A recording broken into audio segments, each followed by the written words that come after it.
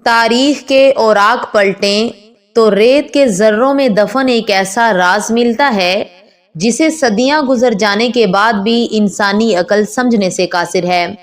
یہ کہانی ہے اس دور کی جب انسان کا قد بادلوں سے باتیں کرتا تھا اور اس کی آواز پہاڑوں کو لرزا دیتی تھی۔ کیا آپ تصور کر سکتے ہیں ایک ایسے شہر کا جس کے ستون سونے اور قیمتی پتھروں سے بنے تھے، ایک ایسی قوم جو پہاڑوں کو کاٹ کر اپنے عالی شان محل بناتی تھی۔ وہ کہتے تھے ہے کوئی جو طاقت میں ہمارا مقابلہ کرے۔ انہیں اپنی طاقت پر اتنا غرور تھا کہ وہ سمجھتے تھے موت اور زوال ان کے لیے نہیں بنا۔ مگر پھر ایک دن افق پر ایک کالا بادل نمودار ہوا۔ انہوں نے سمجھا یہ زندگی ہے مگر وہ موت کا پیغام تھا۔ انہوں نے سمجھا یہ بارش ہے مگر وہ فنا کا طوفان تھا۔ آج ہم اسی قوم عاد اور ان کے گمشدہ شہر ارم کی داستان بیان کریں گے جسے قرآن کریم نے ستونوں والا شہر کہہ کر پکارا۔ حضرت نوح علیہ السلام کے طوفان کے بعد جب زمین دوبارہ آباد ہوئی تو اللہ تعالیٰ نے قوم عاد کو حکمرانی عطا کی۔ یہ لوگ جزیرہ نما عرب کے جنوبی حصے احقاف میں آباد تھے، جہاں آج یمن اور عمان کے درمیان صرف ریت کے ٹیلے ہیں۔ اللہ رب العزت نے اس قوم کو وہ جسمانی ساخت اور طاقت عطا کی تھی جو آج کے انسان کے وہم و گمان میں بھی نہیں آ سکتی۔ قرآن کریم کی سورۃ الفجر میں اللہ تعالیٰ فرماتا ہے، کیا تم نے نہیں دیکھا کہ تمہارے رب نے عاد کے ساتھ کیا کیا، وہ جو ارم شہر کے باشندے تھے، دراز ستونوں والے کہ جن کی مانند کوئی قوم دنیا کے ملکوں میں پیدا نہیں کی گئی۔ ان کا قد و کاٹ تناور درختوں جیسا تھا، ان کی تعمیرات ایسی تھی کہ وہ زمین پر نہیں بلکہ آسمان کی بلندیوں کو چھوتی محسوس ہوتی تھی۔ باغات، نہریں، سونا چاندی اور مویشی دنیا کی ہر نعمت ان کے قدموں میں تھی، لیکن افسوس نعمتوں کی فراوانی نے انہیں شکر گزار بنانے کی بجائے سرکش بنا دیا۔ وہ بتوں کی پوجا کرتے، کمزوروں پر ظلم ڈھاتے اور اپنی طاقت کے نشے میں چور ہو کر کہتے کہ ہمیں کون مٹا سکتا ہے۔ جب زمین ان کے ظلم سے بھر گئی تو اللہ تعالیٰ نے انہی کے ایک بھائی حضرت ہود علیہ السلام کو نبوت کا تاج پہنا کر بھیجا۔ حضرت ہود علیہ السلام نے اپنی قوم کو انتہائی درد دل کے ساتھ پکارا۔ انہوں نے فرمایا، اے میری قوم، اللہ کی عبادت کرو، اس کے سوا تمہارا کوئی معبود نہیں، تم شرک کر کے کیوں بہتان باندھتے ہو؟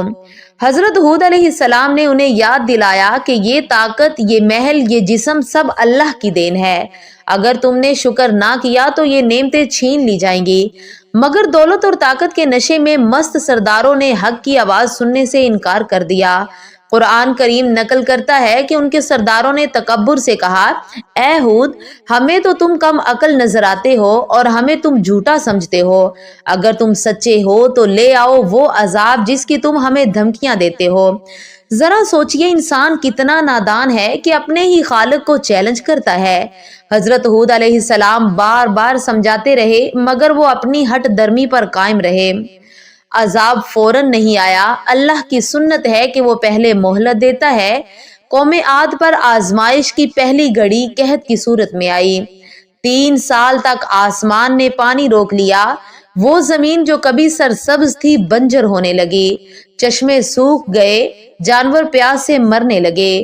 یہ ایک وارننگ تھی کہ اب بھی وقت ہے توبہ کر لو۔ مگر افسوس وہ اپنے بتوں کے پاس گئے اور بارش کی دعائیں مانگنے لگے مگر اپنے رب کے سامنے نہیں جھکے۔ یہاں ایک بہت اہم بات کا ذکر ضروری ہے جو ہمارے ایمان کو جھنجھوڑ دیتی ہے۔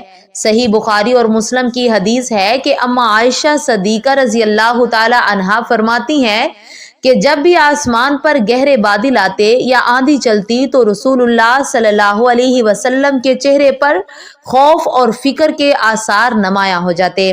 آپ صلی اللہ علیہ وسلم بے چین ہو جاتے۔ جب حضرت عائشہ رضی اللہ تعالی عنہا نے وجہ پوچھی تو آپ نے فرمایا، اے عائشہ، میں ڈرتا ہوں کہ کہیں میری امت پر بھی وہ عذاب نہ آ جائے جو قوم عاد پر آیا تھا۔ انہوں نے بادل دیکھ کر خوشی منائی تھی حالانکہ اس میں ان کی موت تھی۔ پھر وہ دن آیا جس کا وعدہ تھا۔ روایات میں آتا ہے کہ آسمان پر 3 بادل نمودار ہوئے، ایک سفید، ایک سرخ اور ایک سیاہ۔ غیب سے آواز آئی، اے قوم عاد، اپنے لیے ایک بادل منتخب کرو۔ انہوں نے اپنی ظاہری عقل استعمال کی۔ انہوں نے سوچا کہ کالا بادل ہی سب سے گھنا ہے اور اسی میں سب سے زیادہ بارش ہوگی، چنانچہ انہوں نے شور مچایا، ہم کالا بادل لیتے ہیں۔ وہ خوشی سے جھوم اٹھے، ایک دوسرے کو مبارکباد دینے لگے کہ دیکھو وہ بارش آ رہی ہے۔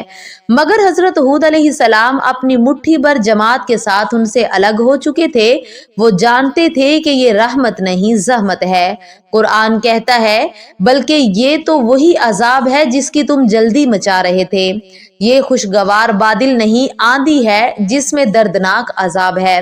اچانک ہوا کا رخ بدلا۔ وہ ہوا جو ہمیشہ انہیں ٹھنڈک دیتی تھی اب ایک خوفناک چنگھاڑ میں بدل گئی۔ یہ تھی انتہائی ٹھنڈی، تیز اور شور مچانے والی ہوا۔ پہلے ہوا نے ان کے خیمے اکھاڑے، پھر ہوا کی شدت بڑھی تو وہ بڑے پہلوان جو پہاڑوں کو ہلا دیتے تھے تنکوں کی طرح ہوا میں اڑنے لگے۔ یہ ہوا انہیں زمین سے اٹھاتی، فضا میں بلند کرتی اور پھر اتنی زور سے زمین پر پٹکتی کہ ان کے سر دھڑ سے الگ ہو جاتے۔ اللہ اکبر! قرآن اس منظر کو کتنی ہولناکی سے بیان کرتا ہے۔ تو تم انہیں وہاں اس طرح گرے ہوئے دیکھتے گویا وہ کھجور کے کھوکھلے تنے ہیں۔ ذرا تصور کریں، وہ عالی شان محل جن کے ستونوں پر انہیں ناز تھا وہ ریت کے ڈھیر بن گئے۔ نہ کوئی بھاگ سکا، نہ کوئی چھپ سکا۔ جو غاروں میں گھسے، ہوا نے وہاں بھی ان کا پیچھا کیا۔